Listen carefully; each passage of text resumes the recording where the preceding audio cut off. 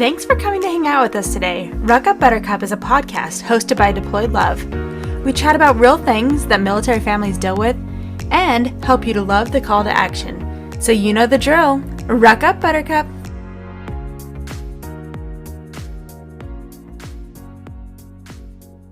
Ruck Up Buttercup podcast can be found on all your favorite streaming locations. As well, we are now available on Reese Across America Radio on Fridays at 11 p.m. and Sundays at 1 p.m. Eastern. You can find Reese Across America Radio on the iHeartRadio app, the Odyssey app, and the TuneIn app. Just search the word Reese. Can't wait to see you there.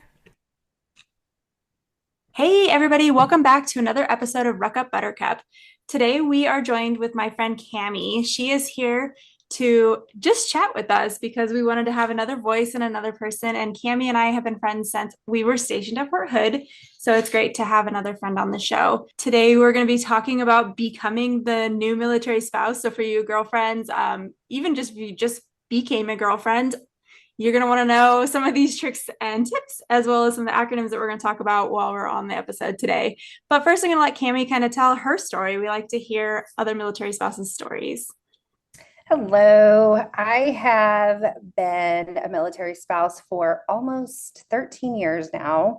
So does that, I don't know if that makes me a veteran. I don't know. What is it? Past the 10-year mark. Yeah. I know a little bit about it. We were first stationed in Germany, and that was my first duty station. So I was very nervous. I didn't know anything about the military. I actually got to go with him to AIT because his AIT was 9 months long, which was in Arizona. So I moved myself up there, and this is before we had kids or whatever. So, and our first duty station was Germany and then Italy. And I had my first son in Germany and in a German hospital. And that was fun. And then I had my second one in Italy, in an Italian hospital. We had to have a translator, which I thought was really interesting. And then we moved like 6 times in the last 13 years. So we've been to Germany, Italy. Well, I say Arizona too. And then Fort Hood, back to Arizona, and now we're at Fort Campbell, Kentucky. So, and my husband just got promoted to E7, so July 1st. So yeah, and we really like it here. We've been here for 5 years. So it's been this is the longest duty station we've ever been to. Awesome. Fort Campbell's really nice. It is a really pretty area. So yeah, I absolutely love it. It's beautiful. There's lots of trees, lots of greenery. It's pretty hot. Lots of bugs. It's not Fort Hood hot. It's a different kind of Fort Hood hot. Yeah, it's not the same thing, but it is hot. It's not. So yeah, that's kind of like where we're at. And I have no idea when we're leaving, and we're staying here indefinitely until he either probably drops a warrant packet, and then we can get stationed anywhere else. So but you got spoiled with your first duty stations. Jeez, Germany ended with That was scary though, because I've never been out of the country. That was my first time, and I really had to surround myself with other spouses that were in my position, and we all became like a closely knit community because of that. I think we were all going through the same thing. And now I think, Sabrina, you're in Germany right now, aren't you? Yeah, so you know how that is. I think honestly that would be a good first duty station though, because it's such a small community, and we find that like, I feel like especially for Campbell, we've talked about it with some other spouses, that the spouses don't tend to stick around and like try to make close friendships because that's the center of the States, right? So they can get to any family member within a day or two. And so they don't make as close of friendships as you do in Germany, because here you have to be friends with the other Americans if you want someone to speak English with. Like you have to have those connections. Yeah, that's a really good point. I was just going to add into that, because I feel like a lot of service members are the same way. Like they tend not to want to make friends. Like I feel like there's two different. You have one who is all about building like a family, who wants to hang out with his battle buddies like 24/7. And then you'll have a different person who wants to separate work and leisure life type of thing. And so I know for myself, our first duty station was here at Bragg, and we have lived here at Bragg. We grew up military, so we were already familiar with Bragg area. So it wasn't until we moved to our second duty station in Alaska that my husband was just like, oh yeah, I guess I have to come out of my shell and actually make friends with people that I work with. Right. If I want to have any type of community or anything like that. So I personally think having a duty station away from family helps spouses get a little outside of their comfort zone and quicker become in that mindset of being a military spouse and having to make friends. Whereas if you have someone who is living close to their home or their family or their friends that they've already made, they're likely to stay in that civilian sector a lot longer. So then when they're thrown into it later in life, they still struggle. So I feel like even things that we talk about today are more geared towards our newer spouses or girlfriends, but there are some spouses that I think who have been spouses for 5 years or so who are just realizing that they don't know everything because they've not had a time to learn it, like whether it's verbiage from the military or how things work, things like that. Yeah. That's a good point because I kind of went in as a spouse a little later on in life. So I was older than most younger spouses or new spouses. So my husband and I were dating for 3 years prior to him joining. And so I had a little bit of that individuality or that independence beforehand, where a lot of new military spouses don't have that, especially if they are, going from their parents' house straight to being married and now they're by themselves and they've never been independent. So I feel like I had a little bit more of experience in that aspect because I was older and this was prior to military before we even started the journey. So, but I mean, it's not, there's no exception because I still had to, make new friends, get out of my comfort zone, especially in a new country. You don't know the language, you don't know the culture, the currency. So it kind of forced me to get way out of my comfort zone as far as like being in a whole different part of the world. So And you have to go out and meet people here. You have to do it because you yeah, just are, you're going to be lonely because even if you do, you still have connections with your family and friends from back in the States, but you just kind of have that time difference and they're just doing a totally different life from what you live when you're overseas in any station. I mean, I was in Hawaii, the difference was still majorly different. And you have to make friends that can connect with you and understand what's going on locally. And I don't know, it just, these are the best places I've lived. I mean, it's even being here, it's only taken me like 6 months to really find a good group of people that we hang out with. And it was not like that at Bragg. It took me years before we had really? like a really close group of people that we hung out with. And the only reason Yeah. I said that I had a good group was because I had brought Jane from Germany. We both moved back at the same Yay. time. So we already had built-in friends, and that happens sometimes, but like here you just have to make those friends because who's going to babysit your kids? Who's going to watch your dog when you go on a trip? Like you have to make connections immediately or you're just going to be stuck at home and really lonely. Yeah. Well, and it can be a really lonely life. So like why put yourself through that? Like, if you're I'll kind of talk about my situation a little bit. So when Jeremy first joined, we were young, but we both grew up military.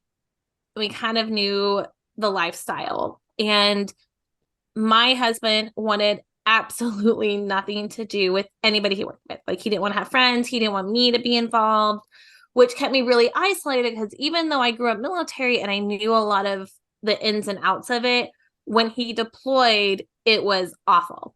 Like his first deployment, we were still just dating. We were engaged, but we weren't married yet. And it was one of those things where it was just like, this really sucks. Like, I really wish I could connect with other people in this unit, be able to talk to people who are going through the same thing as me. And so, like, it's really important that you find at least one person that you can do that with. My husband definitely learned the error of his ways as he, after 15 years of being in the service, he finally was just like, it's fine. I understand why you need that support and everything like that. And he's learned that he also needs to have that support from his buddies that he works with. And so it's nice to encourage your service member too, to be like, it's okay to make friends with who you work with, or even if it's not someone directly in your company, or in another company or something like that. Like, don't isolate yourselves, because like we were just saying, it's really lonely, and you need to have that support, especially if you're in a duty station like over in Europe or Hawaii or Alaska. Like Hawaii and Alaska are still considered, the United States, but it's still very isolating from your family and your friends. You're on a different time zone. It's expensive to travel. So you want to be able to create those time. And me and my husband actually were just talking about the other day. I was like, I really wish that we could get our friendship group back like we had it in Alaska. We had a great group. Like we did all the holidays together. We had big cookouts. It was so great. And we haven't had that since then, just because we've been on like special duty assignments here at Bragg. Here at Bragg is a little harder just because of, he doesn't want to make friends with his soldiers because of his rank. He has found a few people that he hangs out with, but it's definitely a different feeling. I was going to say, do you think that changes as we've gotten older? Because Yeah. I really feel like that Mm-hmm. outside of, I have a lot of girlfriends, but we don't have a lot of family friends as much as we used to. Like Mm-hmm. the first duty station, all of them were fresh out of basic training and they had Yep. moved there together. So he had this huge group of friends that we were really tight with and we did everything together. But I know as we've gotten older, and I think it's just because you realize it's better for quality over quantity at some point in your life. You just kind of realize I don't need 20 friends. I need 3, like 3 that I can go to for everything, I think. And I think that's what Dustin has kind of realized too. He had a ton of friends and now he's kind of narrowed down to just the few that he would like to spend any time with. And then he doesn't really hang out with anybody from work outside of those people. Yeah, I definitely agree with that.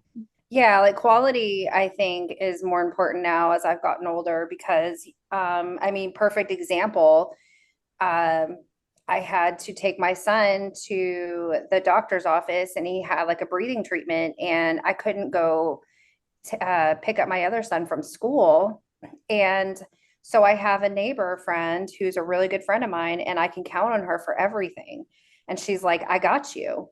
Like, and she was on my emergency contact list as well. And it's just people like that you need to make a connection with, because we don't have the luxury of having family around. At least I don't. Mine are, 2 states away, 16 hours away. So you have to find those group of friends that are not just the amount, but like you said, Sabrina, like the quality, that you can trust and rely on because they are quote unquote your family, so.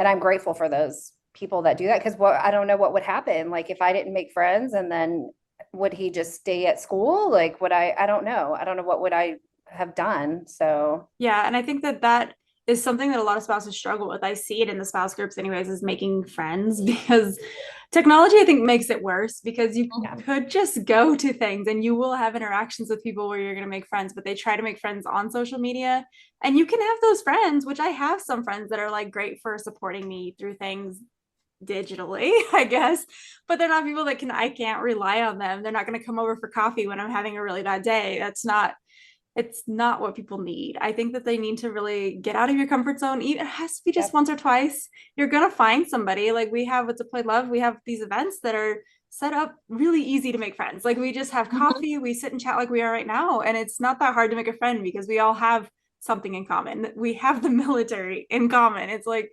just, you have to go out into the world.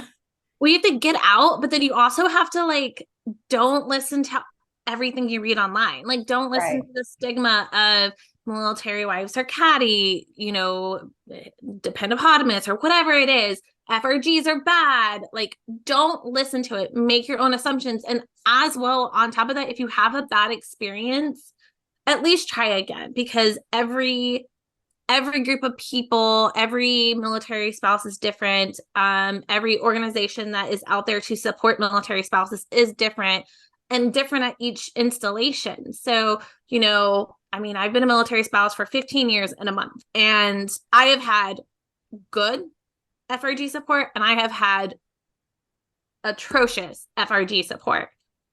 I've met some really awful military spouses, and I've met some of the most genuinely nicest, caring, loving individuals I've ever met in my entire life who are military spouses. So you have to just get out of that mindset. Don't listen to, hey, like, your spouse is saying, hey, like, so and so FRG is bad, like we're not getting involved, blah blah blah. Like, have that conversation saying, hey, like, we need to make that decision on our own. Like,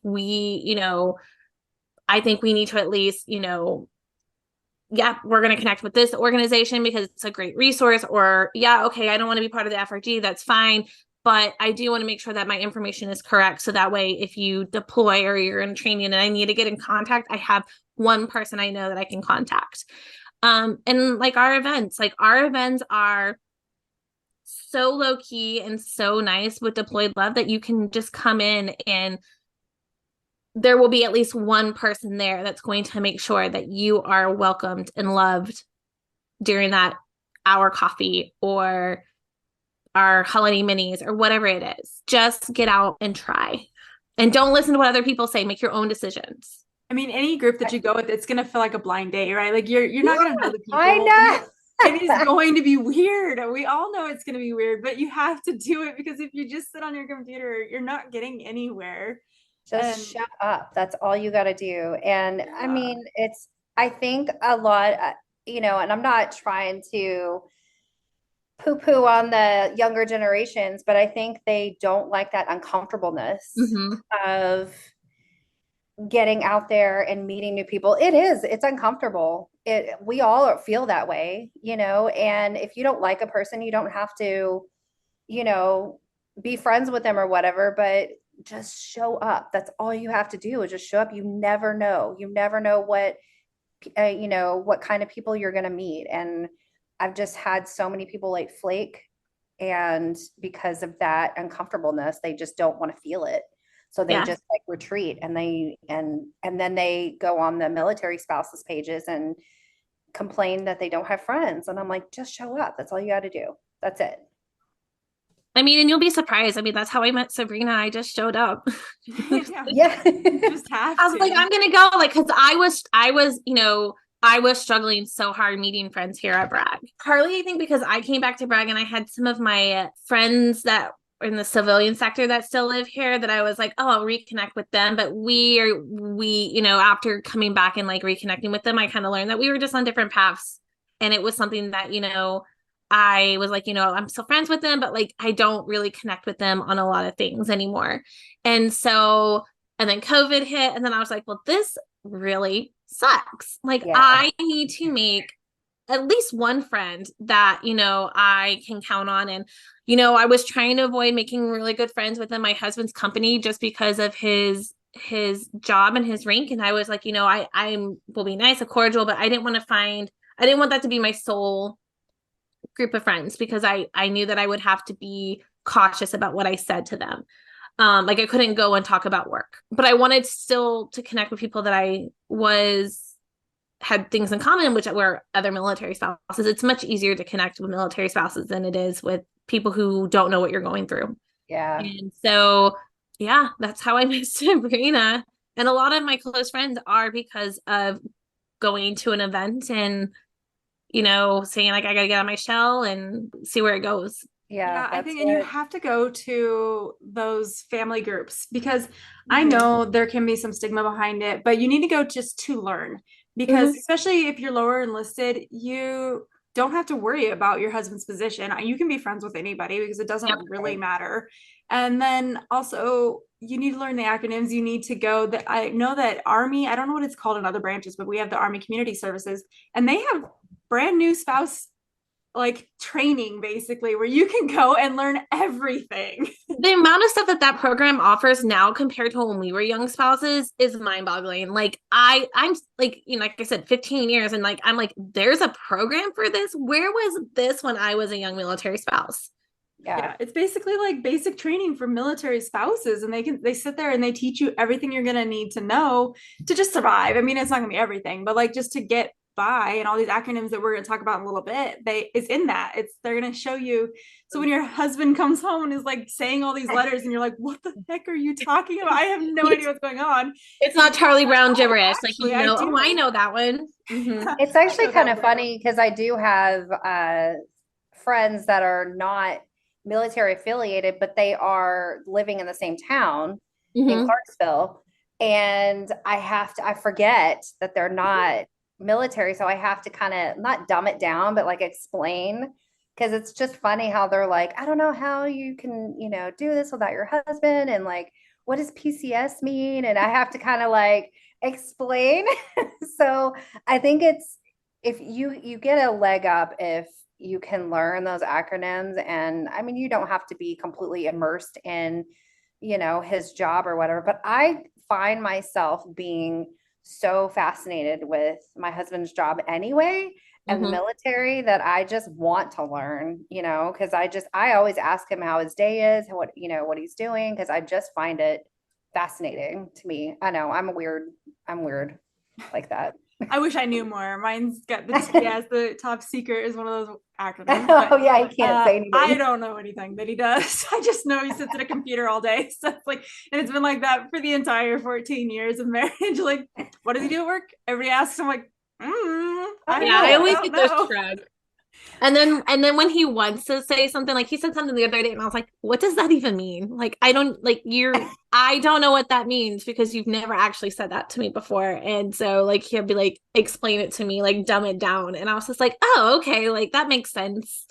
That's Like kind of how Randy 15 is. years, I My didn't know. husband, he flies drones, he flies UAVs, and he's always talking about something. And I think he forgets that I don't understand a lot of the jargon. And so I'm like, what? And so he kind of explains it and on my level. So I can, but I like how he just, you can tell that he's passionate about his job because he'll just kind of go on and on and on. And I'm like, okay, like, but I just think it's cool because he has the coolest job. And I'm like, I would love to fly. Like, a $1 million video game, essentially.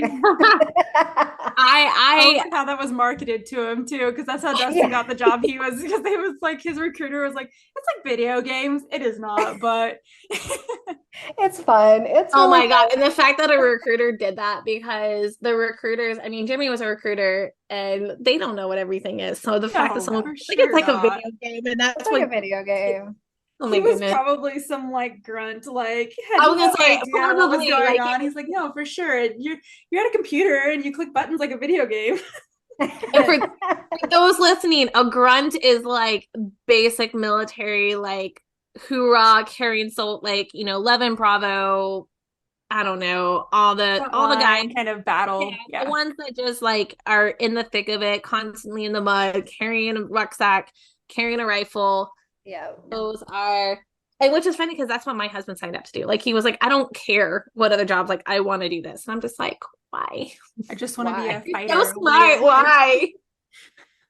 I know why. It's a family legacy. But anyways, I was just like, you could have done some such cooler things with what you do. But sometimes that's just how it is. But I think a Yeah. lot of them like that because it's not mhm. a lot of like paperwork. There's not a lot of skill set that they Yeah, have to learn. It's not just, until they get higher up in ranks. yeah, Yeah, get it's strong, get powerful, follow the rules. It's a pretty simple get job get to for jump out of anything. airplanes, shoot things, like that's the life, right? Like they love it, and Yeah. it's so funny sometimes. But yeah, and it's so weird to hear like different acronyms and abbreviations throughout, like whether you really only hear like certain ones in lower listening, and then as you get like higher up, you're like, oh, this is what this is. Yeah. As A lot well. of them you learn as you go. I mean, obviously, like Mhm. especially the training type ones, that's going to be something that obviously when you're first getting in is not really that important until they get older and rank up. Yeah. Yeah. I learned I learned a lot of them just by talking to my husband, really. I mean, because I wanted to learn about his job and what he does. And because this is a lifestyle that we'd never been in, I was just curious. And so over the years, I've learned a ton of them. I don't know all of them.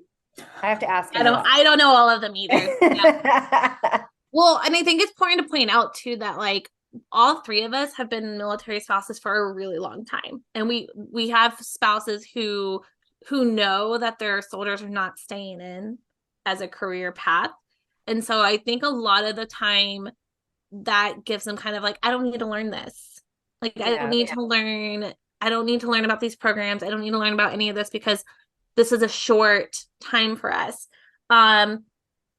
Yes, true, but I guarantee you that like some of those people who had that mindset are now on the career track because their soldiers COVID. like I mean, COVID, I feel like pushed so many people to be so stuck many. and re-enlist because there was no reason to get out. There was no job market. There was no, Mhm. everything was gone. So, That's the whole reason that my husband actually stayed in. I mhm. think he was going to get out just to so he could maybe explore other options with aviation and the contract, being contract sector. But after COVID happened, it was just kind of a no-brainer. He was like, this is Mhm. a guaranteed job, guaranteed paycheck, like Healthcare, benefits. all of it. Yeah. Yeah. And we knew that we would be career, like there was always that like, oh, maybe I'll do 10 years and then go back to school and then maybe do a job, but like it's always been like he's doing 20, and at this point like it's like 20 and done. But then I have like this like little thing in the back of my head going like he's gonna try to go longer, like I know he is, and we'll see if he does because we actually have jobs lined up for when he gets out, like Oh, that's for nice. us. So it's nice for but that's not normal. So I think, growing, I had a lot of spouses that I knew throughout the years who were just like, well, he's only doing it for benefits to go College to or something. Yeah. college, things like that. So we're only doing this for a little bit. So I don't really feel the need to like make friends or learn what this means or, utilize this program. And then I mean, almost every single one that I talked to who got was like, I really wish I had utilized my CAA, or I had done these different programs with ACS, or we're thinking about coming back in. And I'm just like, it might seem kind of pointless to learn things, but like you never know, because you may learn something that you didn't know, and then Yeah. it helps you decide what to do down the road. Well, it Like, makes me sad when they don't want to make the friendships with the military community because we've talked about it so many times on here. Like, it's a family. And I mean, like today, Cami joined us last minute because it's just, we have all these people that follow us and we spend our lives together where we're not stationed together, but we are going to support each other whatever way we can for the rest of our lives. And to think that you came in, even if it was for 4 years, and just didn't try to connect with the people that you're involved with is so sad to me because this is something I would never give up. I would never give up these connections. oh yeah, Yeah. 100%. I mean, I've actually made literally lifelong friends, and they're all over the United States, all over the world. We still connect. And the funny thing is, I find it interesting that the Army in general, I guess, or military is such a small community that the likelihood of me going to a different duty station and knowing somebody Yep. is high.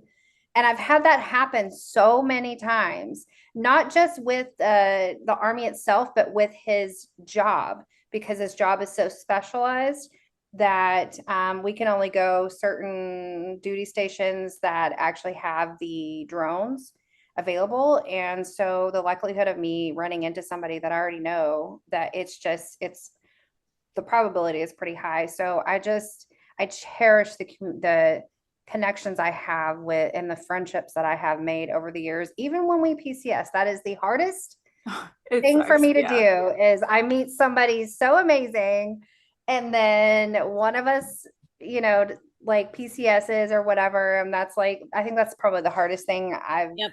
had to deal with because they are just absolutely amazing. I'm like, I wish I would have met you sooner. Yep. Well, and I feel I'm like I right in always the middle of yeah, I that. always make those friends right towards the end of either their Yeah. term or my Yeah. term. And it sucks so bad because I'm like, oh, I finally have like this really close friend. And now one of us is going somewhere else. Especially Yeah. last time when I was living at Bragg, we were there for 7 years. And so Mhm. I would make these really close friends and then they just leave. And it was just like, oh man, you have to start all Yep. over. Even though you're Yeah. not moving, you're still starting over every 3 years because everybody moves away. Yeah. Everybody. Especially when you're in the point of the career where you're not moving as much. Um, it feels like everyone's constantly moving, and then you don't move, and then so it's just like it's a downer. But you were like Kami was saying, like I said this before in the podcast before, like the military community is so small. Like I have run into people in the middle of like a small German town that I was stationed with like 5 years ago. I have run into people, I grew up military, so I've run into people who I went to school with who are now in the military.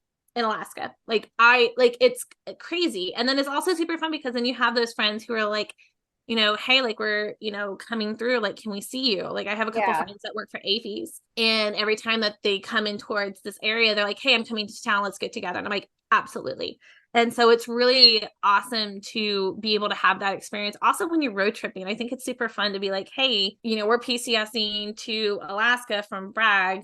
Like, can we stop on our way and see you? Like my door is always open to anybody that wants to do that. And I know a lot of military spouses are the same because they want to see their buddy. They want to see their battle buddy or whatever you want to call them, even if it's for 30 minutes.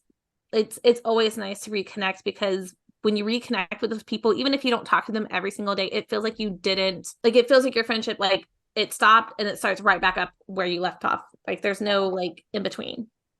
Yeah, and I think the reason that it feels so small is because we are all each specialized, right? Like you're most likely, especially if you became friends with someone that was in your husband's unit, that they're gonna end up at a duty station like you, because like Kami was saying, they can only go, and it's with every single like job your person can do, because like if you're a pilot, they can only go to X bases. If you're a medic, medic is maybe most flexible, but still, if they're gonna be at a hospital, it's at some bases. But they're a medic that has like an attached specialty to them though. So like it's like, like you have like 11 Bravo medics, like, so they can only really go where there's an infantry unit. Like, and I could be wrong on that, but like I'm pretty sure they're specialized too in the job that they do. Right. So making friends like outside of your husband's unit is great. I think that's awesome because there's less drama. That's definitely a way to get military spouses with less drama that way. But you should make a few that you get a little bit closer to within your husband's unit, because you're going to find them at other duty stations a lot more frequently that way, because they're going to be getting stationed with your husband again. They always do. So. Well, and also spouses in the same unit, I can call on them, or they've like texted me and said, hey, there's a spouse thing going on, you want to do it? And that's how I found out about they did spouse flights where we got to ride on a Chinook and a Black Hawk, and I didn't know anything about that until one of the spouses was like, hey, are you going on this? And I'm like, I had no idea this was happening. So it was fun, and we got to go together, so it was a lot of fun. Yeah. Well, and that's why I think it's really, really important for you to connect with the spouse groups within your organization, like whether it's your SFRG.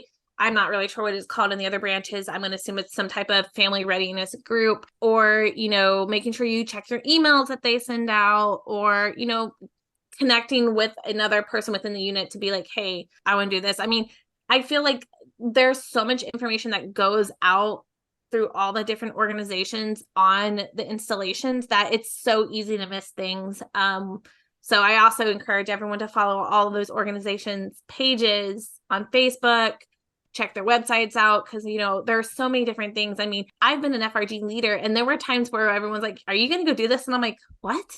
Like, I don't even know about this. Like, absolutely, I want to try this out, or I want to do this, like, or hey, that's maybe something we should share to other families. And so it takes a community to like really be a community. So it's nice having those individual people to help you along the way and let you know when things are happening. And you won't have that unless you get yourself out there and say, hey, my name is so-and-so, I would love to get information about X, Y, and Z type of thing. Yeah. Even MWR I follow MWR's pages on every duty station, and they have so many, more so with other duty stations than others, but they have so many things going on. I mean, I've even met like my son, I signed him up for soccer every fall and spring. MWR has their thing on post, and I've met soccer moms.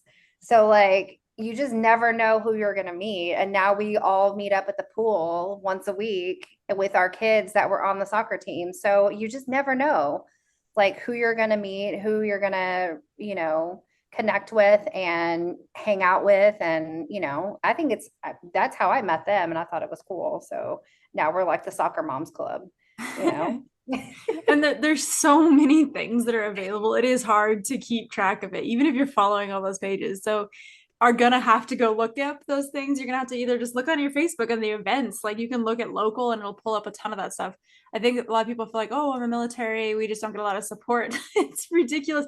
After being part of like and starting to play love, I'm like, there is so much out there, so much out there, and you're just not looking in the right places. Or I mean, a lot of our stuff doesn't get to people because there's like 50 events the same day, and it's hard for people to keep track of what's going on, but don't feel like you're not supported, I guess, as a military spouse, because the USO, MWR, ACS, I mean, these are at all bases and they all have events. I do have a funny story, like how I met some of the spouses. I actually, somebody did I think it was in Clarksville, like a speed friending event. And it literally is like what it sounds like. It's like speed dating, except, like for friendships.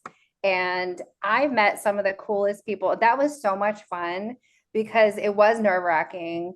They did comp like 2 tickets for free drinks because, sometimes that can help. And it really did feel like dating, where you just like meet somebody for 3 minutes and then you just say, hey, like, this is who I am. Do you want to hang out sometime? And then we made so you had to put yes on a note card if you like them or if you wanted to connect with them, and then no if it wasn't kind of your thing or whatever, which is fine. Like we don't have to connect with everybody. And then the coordinator would actually connect all the yeses together, and that way they would give each other's phone numbers. Now obviously we would hang out afterwards and add each other on Facebook, but that was the most fun event that I've ever been to. It was so nerve-wracking. And good for you to go though. Yeah. I don't know if I could get myself to do that. That's a lot of like a few interactions in like the coffee socials is great because I can kind of just not talk and kind of fade into the background if I'm just not comfortable. But oh my gosh, to do one-on-ones would be a lot, but that's awesome. Yeah, it was nerve-wracking because I met like at least close to like 30 people in like I don't know, however many, I think it was like 3-hour time period. And you got 3 minutes to like actually be like, all right, is she legit or is she like, somebody that I don't really want to hang out with? So it was fun. So it sounds fun. I feel like you would just have to just say the most odd fact about yourself, and if they just don't react properly, be like, okay, well, that's not gonna work. Like, mine would be some book fact, some super weird book fantasy thing, and then if they were like, oh, what? Like, never mind. No, this is not. Yeah, I mean, and like I said, it's okay not to, not like somebody. Yeah, I agree with to that. see them again. So you don't well, have to and I think it's okay for you to tell yourself that, like, don't force a friendship. Like, you don't want to be in a friendship that you don't actually enjoy or you feel supported. Because I mean, you're gonna have those type of friendships where it's just a person like they're friends with me and they're my only friends, so I'm gonna use them, but like I don't really like them. So like it's okay to set boundaries, and it's okay to say like, this friendship didn't work out, so let me try again. Yeah. It's just as important to remember to try again. After a bad experience. Yeah. And and that's I think especially for us, because it's we haven't actually dated in years. And so when it is like dating, like when you go meet new people, like you're like putting on your nicest things, right? And on your best behavior and trying not to say the wrong thing, and then you're worried about like what they think, and it can be very overwhelming. And so it's definitely one of those things where like if that is something that triggers you, or if you are an introvert and you get psyched out over things, then I think we talked about this on our last podcast with hobbies and things like that. Like, find groups that you have things in common with, like, if coffee, talking about books, anything like that. Like, find people, that you connect with on another level other than being a military spouse may help you find your group, your tribe. Yeah, you have to look at friendships like a relationship, because it is a weird dating experience at first, but this is someone that you're gonna spend nights watching movies during deployment. Yep. You want to find these people that are gonna trust in your home with your kids, watching your pets, whatever it is. And you also have to be willing to take a breakup. Like it sucks. Like at Okay. Bragg, I had a group of friends that I was getting pretty close with, but I had realized that they were kind of toxic. And it was hard to walk away from them because they had become what my kids knew. They became, basically part of our family, but I knew that it was just the whole group was not what I wanted to be part of. And I found out they were saying things as a group for us, speaking for us to other people. And it just really, really pissed me off because I was like, that's not something I would have said or even addressed towards those people that you had said. And I just realized, no, as much as it sucks, I have to start over because this is not the friendship group for me. This is not the kind of people I want to be around. And it sucks. It's like a huge breakup. And there was a lot of drama around it leaving the group, but you have to I do had what's best for you. I think when something it comes down to that similar. too. Yeah, had something similar with just a friend in general, and she was a military spouse, and it was hard because her kids and my kids hung out, and I had to be careful about what I said to the kids because that's not something that I don't want. I mean, for them to learn that friendships do, break up, Mm-hmm. but I didn't want them to know what it was about, just knowing that, hey, sorry, mommy's not friends with, them anymore. So you might not see, you know, these, your friends anymore as far as those people are concerned. But like I had to get out of it too. And it was toxic as well. And it was hard. It's like you're grieving a loss, but then like it's a weight that's been lifted off your shoulders, and which means it leaves room for other friendships to come in, It does. And you I've that know? after that, I have the best friends that I have and I still talk to it like every single day. So I'm glad that it did happen, but it was really hard, like you're saying, for my kids because they were at a very impressionable age. They were like for well, Darren was probably from 2 to like 5 when we were like, so it was like 3 years where we spent all the time. We have That's a pictures of long them, time. all the Yeah. girls that Kira used to hang out with, and we had pictures of them growing up every year. We would go to the same farm and do ice cream every summer, and it was just like, man, we lost this huge, what could have been a huge family relationship with these people. But I knew that even though a couple of them hadn't really wronged me, they were a group, and there was no way to like Yeah, separate that situation without just cutting the losses and being like, yeah, okay, we need to start over.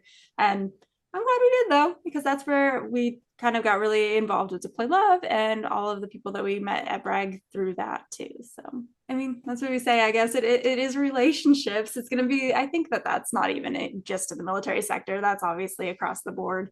And ours is a little harder because we do move and you have to make those friendships quickly. Like otherwise your 3 years goes really fast. It oh does. yeah, like I remember I think one of the things that I thought was pretty funny was when you move and you start over, you enroll your kids in school, you have to have an emergency contact. Mm. And I didn't know anybody. And so I was like, who am I going to get, So I was like, I have to make some friends in order, and of course you can change that, but I just find it funny that we have to have that emergency contact. And And I'm that's like, like the I don't know hardest thing. anybody yet. I have no idea. You almost have to like immediately go to like something at the school, some event, and be like, hey, I know you don't really know me, but our kids are in the same class. Can I put your name on Yeah, this it's like a list? running joke. So like that's like my worry right now because like we're PCSing in like 2.5 weeks and we're moving to a non-military location and I'm just like who am I putting down as my emergency contact like Oh, person? it's nerve-wracking. So thankfully though we're kind of close to my parents so they're within 3 hours so like that's a bonus but that's not always the case. Yeah, Mm-hmm. that's why I meet neighbors and ask them if they can be my emergency contact, at least temporarily, until, whatever. And it's worked out. Like my whole neighborhood, we live on Post, and I could not have the best neighborhood. They are just amazing. We all hang out, we all have barbecues, our kids get together, we're honest with each other. Like if one of our kids like hurts another kid's feelings, and we're very honest with each other, and Yeah, we're all each other's emergency contact. So That's one of the best benefits of living on base, though, is you are going to know that everybody around you is military. So then yeah, that's a lot easier way to make friends because just simply going on a walk with your dog, someone else has a dog and they play there, you have a connection, or your yeah. kids are all playing out in the cul-de-sac and you have those people that you're going to interact, even if it is just putting out fires, right? But you're still interacting with those people. And I've seen that some of the best communities on base, like the barbecuing and just hanging out and spending every birthday together is really, really cool. It's easier, I think, because we're all close. And I can't speak for the spouses that live off post. I think they made me have to work a little bit harder to, have those friendships. But that's all I've known. Every duty station that we've ever been to has been on post. So, and it works for us. It doesn't work for everybody, but like, it's just more convenient for us. So, it's easier for me to make friends. Yeah. Yeah. Like I said at the beginning, like you have the two different spectrums of soldiers, those who don't mind living on base, and then you have those Yeah. who are like absolutely not, which is my we've never lived on base. I never lived on base growing up either. Actually, that's a lie. There was 6 months stint when we were at Fort Benning that we lived on base. Um, and so you just have, I mean, it's a preference thing, like you were saying, and it's a little harder because if you don't get out and meet other people, then it's not as easy. I think we've met friends within our unit, so and they happen to live out in the general area I live in, so it's always been nice to be like, okay, I'm going to put you down as my emergency contact, and you always think you're not going to use it, but like, I mean, Oh yeah. there's been several times where I'm like, hey, can you pick up C, or hey, can you grab D from the bus stop? I'm running behind, or I had an appointment, and appointments can go way past their appointment time, and you think you have it planned, but then you don't have it planned, and it's just nice to have that one person to Yeah, have I see some support. pros and cons of on and off base. Mhm. We've lived on and off base. On as a single soldier, like lower enlisted, there was no benefit to that to me. I felt Yeah. like we were stuck in apartments, and that's where the most drama I think is. I don't think it's so much in the families. Once you have kids, I feel like you are more of a community, but I think that a lot of the drama was other young spouses who just didn't want to deal with their neighbors, and we were all just stuck in these apartments, and most of us were probably like 19 and 20, like we shouldn't have been living alone in the first place, kind of thing. Like the drama, that was drama. And then as active duty in Germany, we had to live on base at the time because we were lower enlisted. And I actually liked that, but I can see the pros and cons because, like, living now off base, we are able to connect with the Germans a lot quicker and we are integrating a lot faster. So my kids are like in German sports and stuff like that. So it's been really good for us to acclimate. And I know that that's kind of the struggle here is seeing if you live on base, a lot of those spouses don't go acclimate as well. And so then they're struggling with like learning German and struggling with the culture differences and struggling with shopping when it's because they get such a comfort zone of living on base. I mean, I don't know, Yeah. Cami, you were here too, I was say, and so they don't step out and they don't go try to ride the buses and the trains and as much, I guess, because The everything's kind of funny, right there. the first spouse I ever met, and it's funny, like off topic, but like I have so many cool stories because like, like living off or living in a different country, but the first spouse that I ever met, I was we were still like waiting for our house on post in Bamberg, Germany. It's not even a base anymore. They shut it down. But we're waiting on our house to be ready for us to move in. We were on the base hotel and we were right next to the shop bed. And I was, let's see, 7 months pregnant, 8 months pregnant. I mean, big belly. And I was like walking to the shop bed to get like, I guess a bag of ice. I don't remember what it was. And this girl saw me and she gave me a ride back to the hotel. And she was like, hey, they had been stationed there for at least like 2 years.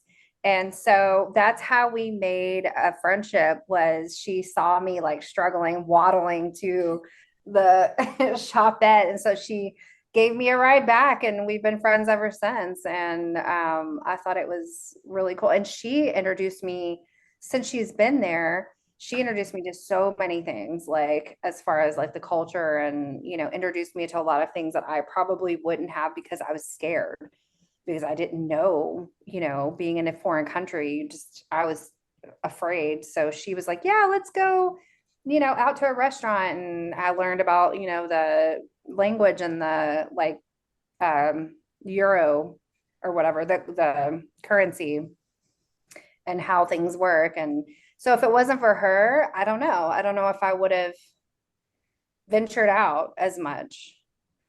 Yeah, So I that have a was very similar friendship story with that. As I had moved there 36 weeks pregnant too, ridiculously huge. And it was just like, but the one girl that I ended up connecting with, it was via Facebook, but Facebook wasn't super huge then. But she was like, "Oh, I just had my baby here in Germany like a few weeks ago." She took me to all my appointments and stuff because especially when we were first getting here, I had to get a doctor immediately, and it was on the German economy, and I had to like figure out how I was going to get downtown. I didn't know how to ride a bus. I didn't know how to like catch a taxi in German. So it was really nice that someone was willing to take me to all my appointments with her little yeah, brand new baby in tow. She was like, "Yeah, it's fine.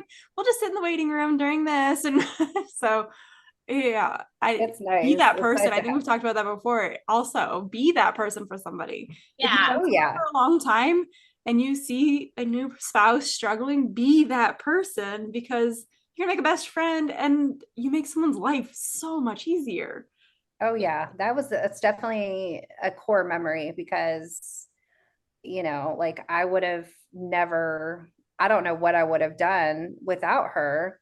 And knowing, I later on, I look back and later on, I did meet other spouses from my husband's unit, but she wasn't even in the unit.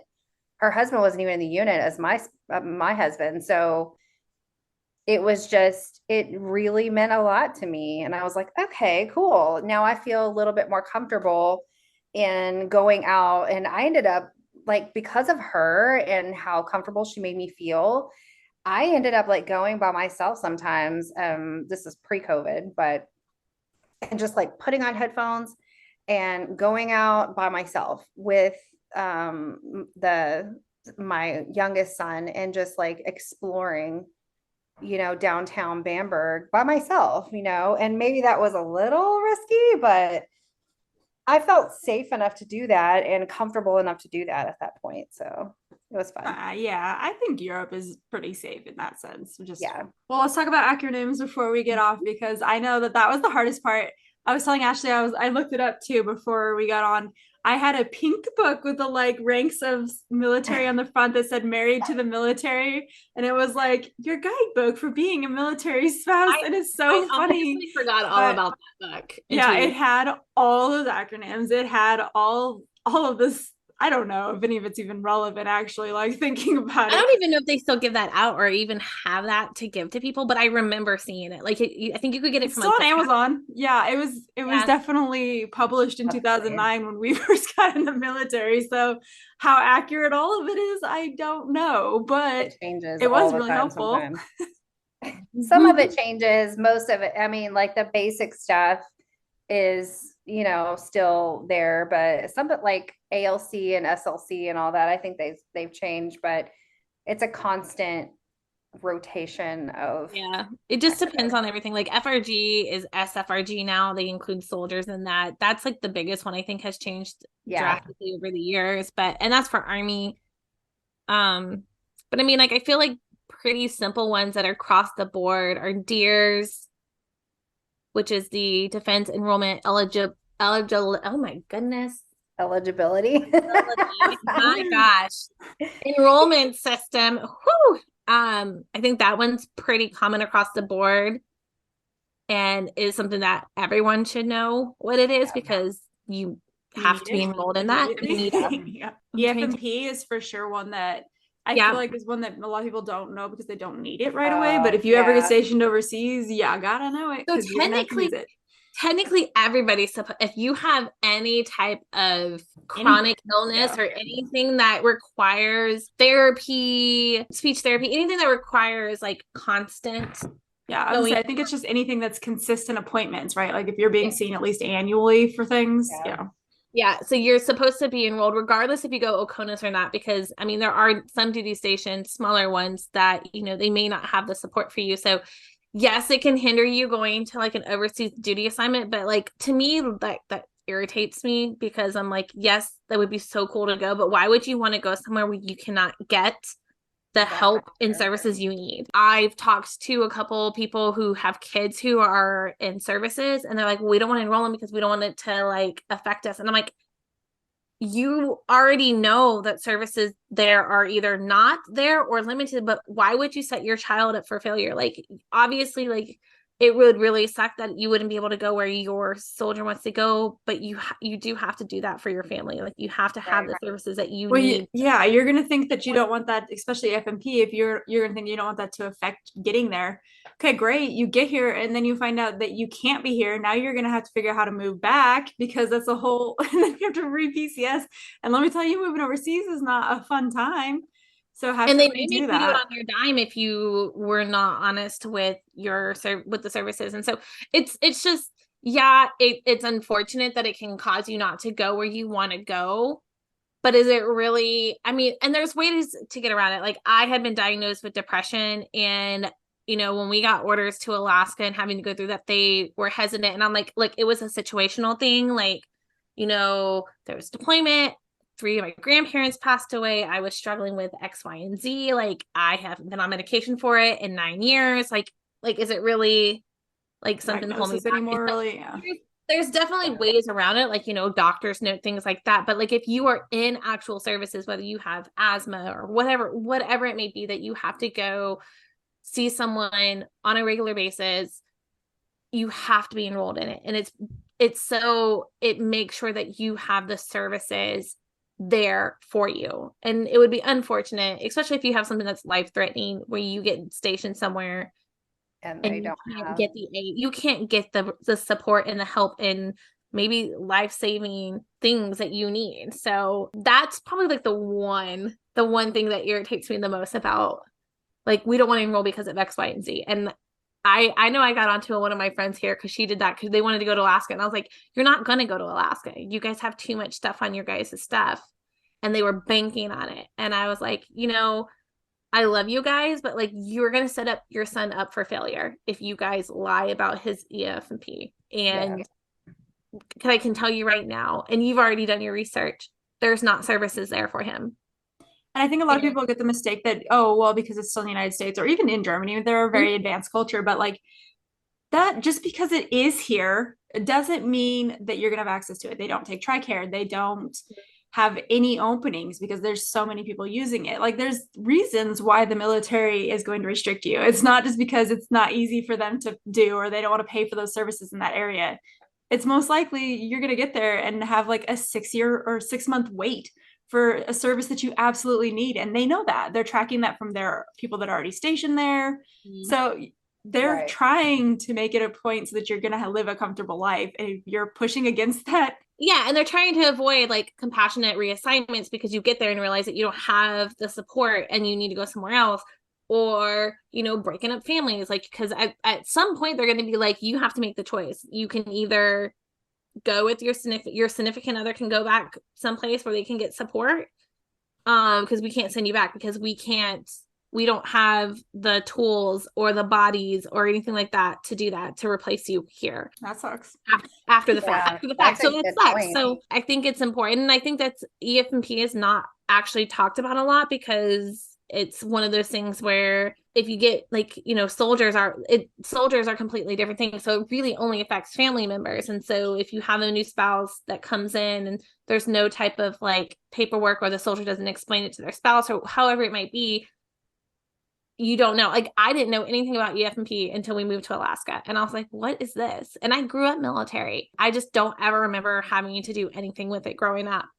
Yeah, it was definitely different for us too, because we got married in Hawaii. And so we didn't have to have it in order to get it. And I am definitely qualified for EF&P. So it was like when we went to move to Germany, they're like, oh, well, you need to get like X more appointments with each of these people. And you need to have all of them sign off that you can go. And it was like, we knew nothing about it. He was a baby. And so when he got to Hawaii, we weren't married. So it wasn't even mentioned. And when we got married, it wasn't important. We just needed to get on deer, so it wasn't important. And then yeah, so that was our same thing as when we got moved overseas. It was the first time we even knew what EFMP was. But And usually that's when it's like the most strict, is if it's someplace where it is an OCONUS move, which is an overseas move, which includes Alaska, Hawaii, Korea, anything where it is outside the normal network for insurance. That it, yes, their TRICARE in Alaska and Hawaii are the same, but services are there limited because of the location. And it's just important, and it's definitely something that you don't want to mess around with, and I highly encourage no one to do it, because consequences could really suck. Like, they could say, okay, you're gonna have to move it, it's on your dime, and we all know how expensive moving is. And again, why put yourself at a health risk? Just so you could go to some place that your spouse wants to go to, or you want to go to. It's not worth it. Just go there to travel. If you want to go to Alaska, take a hop. What is that? It is where you can go on standby for a military flight and go places where there is a military, like, Air Force hub. Utilize that program. Is that what they're called now? Because do you remember Space A? Is that what they're called? It was Space A, but I've always it's a hop Space A flight. So I think it's like interchangeable. So like, because it's like a hop, like it's not. You kind of have to hop here, and then if you have to go to a different location, then you're gonna have to hop there. But yes, Class A or Space A. Space A. I remember that. Yeah, and it is definitely one of those programs that is really cool, but you have to have flexibility with it. I only remember utilizing it from overseas to stateside to overseas when we were stationed. And it's definitely not the most comfortable. There's priority. It is not the most comfortable flights. I have been in a cargo plane from Bragg to Stuttgart, Germany, and I can tell you right now, no one told me how cold it can be on a cargo plane. I was freezing. Thank God some poor soldier took pity on me and gave me his sleep mat. And I'm a teenager I was a teenager at that point. So I was just like, this sucks. But there's so many cool things. Like, like there's so many programs out there that you can utilize. Yeah, it sucked. But if I known to have brought like a sweatshirt, I had flip-flops on, no socks. It was just cold. It was also like March timeframe. So it was just still chilly in general. But it's one of those things where you just, there are ways to go places that you want to go inexpensively, especially nowadays. I feel like with like all the travel agents and things like that, like you can easily find cheap ways to travel. Yeah, that's what we're talking about on the next episode, so we'll get into that more. Yeah. But yeah.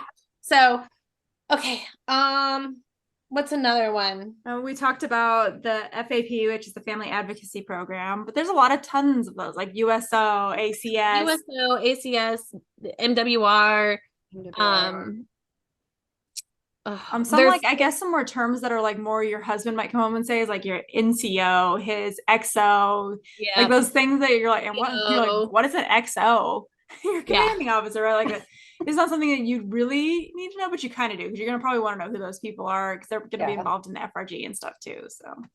So funny story on that one. I think when we first got married, I made my husband like get like a poster board and like write out like, okay, so it's like the chain of like the company, like, okay, this is the commander and the commander is this, and then under this, and then you have platoons and this is what's in a platoon. And I was just like, but then I would forget about it because we would never talk about it. So I'd make him do it again like 2 years later. And I think by the third time I made him do that, he's like, are you kidding me, Ashley? Like, you grew up in the military. I have explained this to you like twice now. And I was like, look, if we don't talk about it, I'm gonna forget it. You're not involved with it every day. Like, I'm not. Yeah. And even as someone, even like, you have like the LT lieutenant, I know where a lot of the spots go, but like, if you ask me who did what, I'll be like, like, I don't know. Like, and again, like I try to be interested in my husband's job and things like that. But like, sometimes you just, kind of give up. I don't know. I feel like it depends on where we're stationed too, because Air Force has different terms for like their units and their Yeah. like all of it changes. So it's like, what are you talking about? And because I think we were attached to a cab unit, so they're like squadrons are called different things. Like Oh yeah. everything is so different every time we move that I just kind of gave up. I was like, I don't need to know who's in charge of I what, really. Like, it's I get fine. confused on the promotion, like promotion points and Ugh, I hate the like military timing promotion. grade. Yeah, I don't understand it. I try, but like it because it changes all the time depending on Mhm. your MOS. So And like I then like was all like, the new rules they come out with, like it's yeah, always they come out with it's just constantly changing and I just can't keep up with it all. So I'm like, all right, well, if you get picked up, then Yeah, cool. I do. I feel Thank like the you. older we got, the less I was like, I'm not following this anymore. I just don't have the energy. Like, I know yeah. who important people are because he talks about them regularly, but I'm like, beyond that, Yeah. I'm like, I got no idea what's going on. So I think another abbreviation that's really important for military spouses to know about and what it entails is OBSEC. Um, Oh, yes, very important. Especially if you're in a unit that is operational security, and that is important. Why? Now I feel like it's very different. I'm gonna state that I feel like OBSEC is very different in today's It's changed. world than it was even just 8 years ago. OBSEC is pretty much like you're not allowed to share any information on troop movements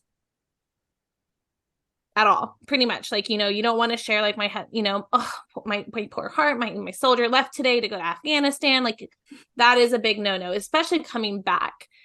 But I say this because today we've learned over the last 2 years, these rapid deployments, that OBSEC kind of just goes out the window. Yeah. Um, and you'll find older spouses or spouses who have been in the service a lot longer, like cringe at that because I don't know about y'all, but my husband has 100% been delayed coming home because a family member, it's not necessarily always a spouse, but a family member has said, can't wait, my soldier's coming home. And then it just puts a full stop. And it could be weeks where they don't come home. So it's just good to know, you're not supposed to talk to news personnel. Yeah. There is a deployment. We had some spouses here at Fort Bragg learn that the hard way this year, or not this year, but this last 2 years, when they talked to reporters about a rapid activation.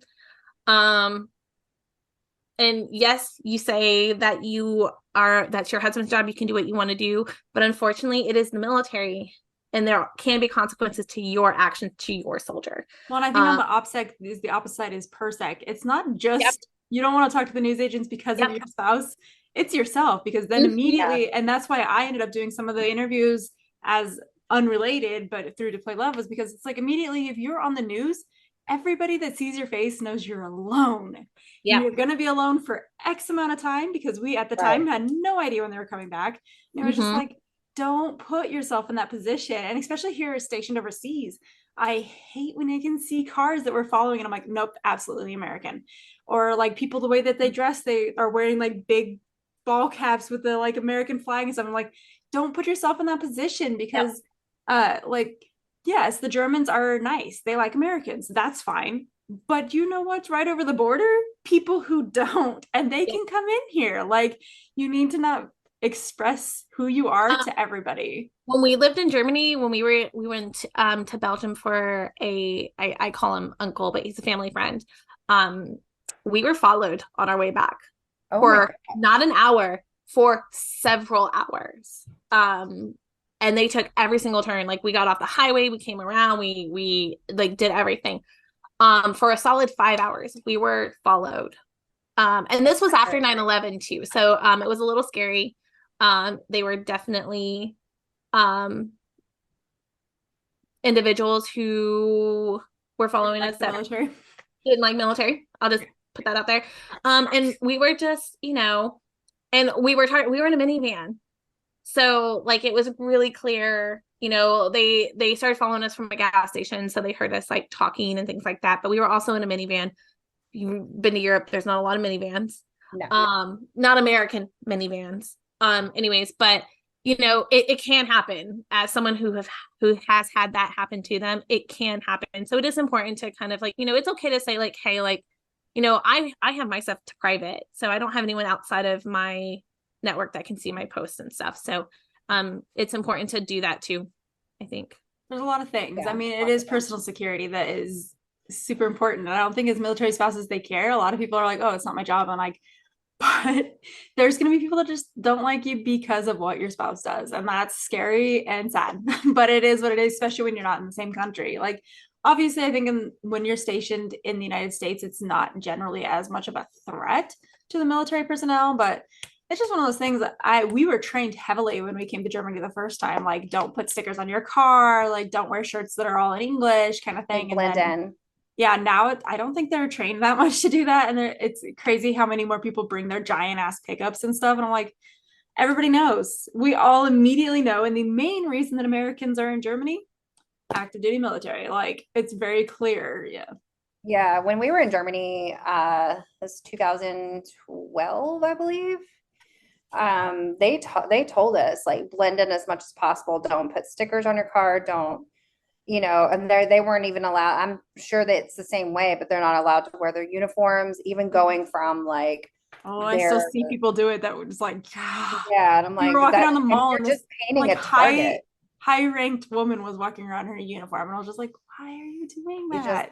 You're just a big red target at that point. Jeremy doesn't even wear his uniform out in public here, like very rarely. Same like here. I think like when we went to lunch the other day after his change of responsibilities, like that was the first time I've seen him in uniform in public in like 2 years. Yeah, they never, same with my husband. He doesn't ever wear it out in public ever.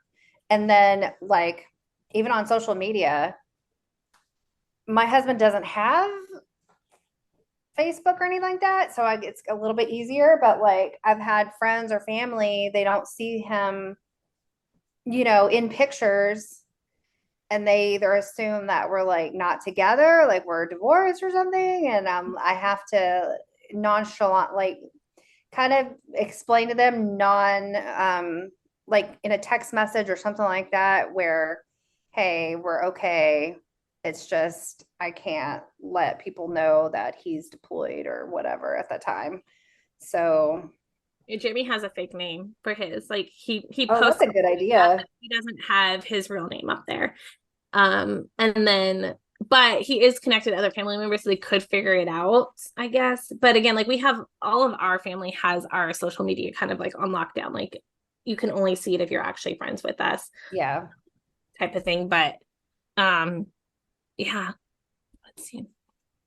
What's another popular or what's another? There's so many. There really is. I mean, there's TDY, temporary duty, you know, PCS, you know, permanent change of station.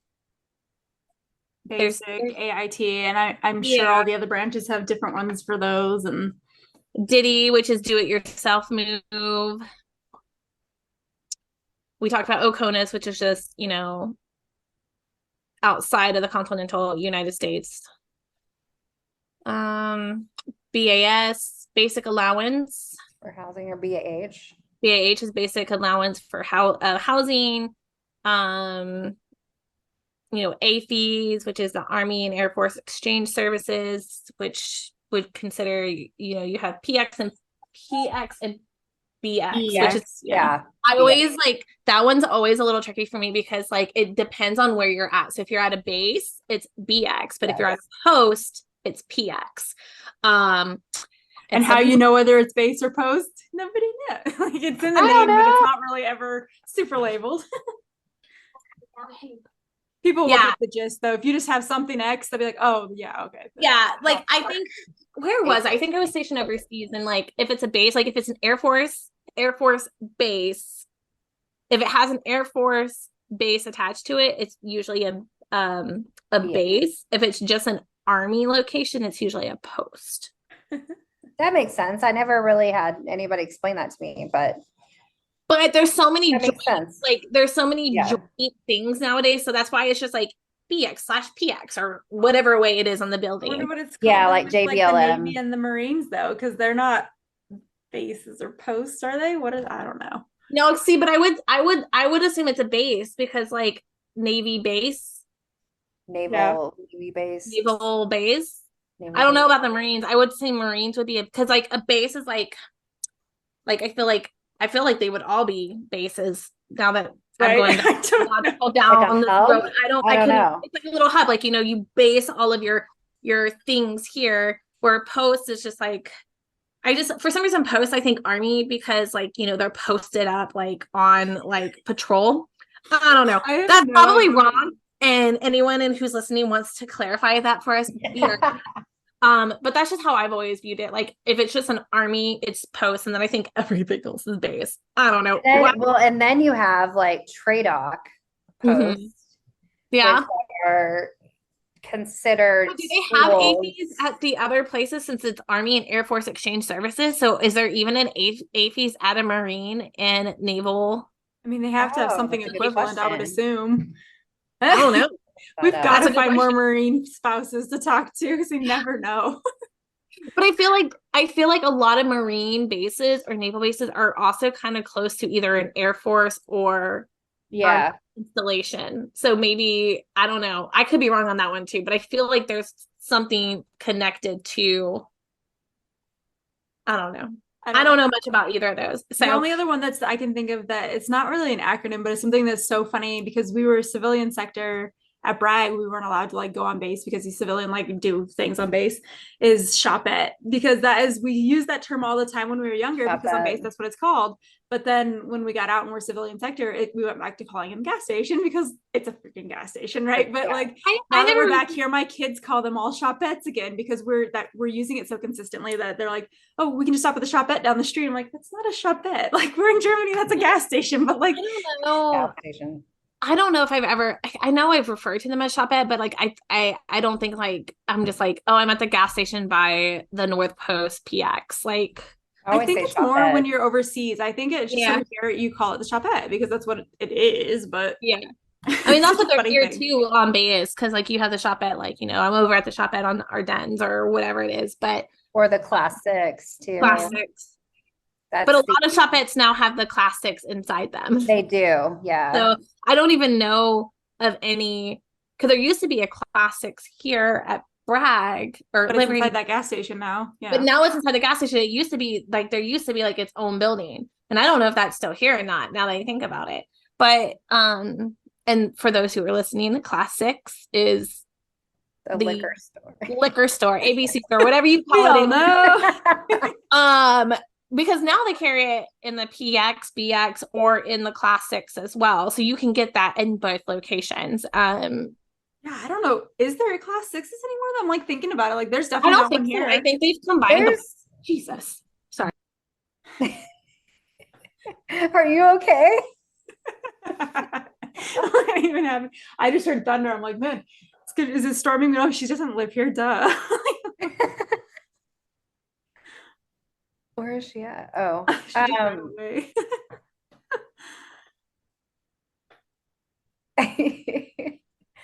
Jeremy took the muffler off his bike. He had a motorcycle, and it literally shook my entire wall above the garage.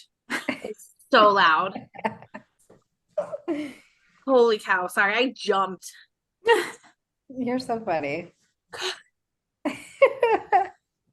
All right. Well, I think we covered all of it, and this was a fun conversation. I think we probably could have went into more on basic training. If you're a young spouse and you're just gone through that kind of stuff and you're new and you want to come on and talk with us, we would love to have that experience more fresh. Obviously, all of us have been on this journey for a really long time, and I remember basic training very, very vaguely at the very beginning of our relationship, but I really don't remember it. So if you're listening to this and you want to come on the show, we're always happy to have extra guests. So reach out. But Kami, thank you for coming on and chatting with us. It's always nice, especially to have another veteran spouse that we've all been around forever and we know the same things we've all been going through. So Yeah, absolutely. Thanks for having me. That was fun. That was a lot of fun. My first podcast. Yay. yeah, you were saying you wanted to start your own. You should. I do.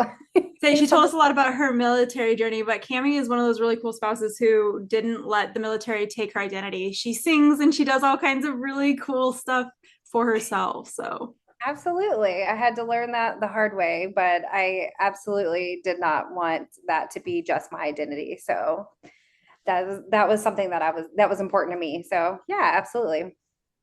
fantastic. Well, we will see you guys next episode. We're going to be talking about travel and planning vacations for yourself. So I know me and Ashley are passionate about that and excited to talk about it. So we will catch you guys all later. And like we like to say, ruck up, buttercup.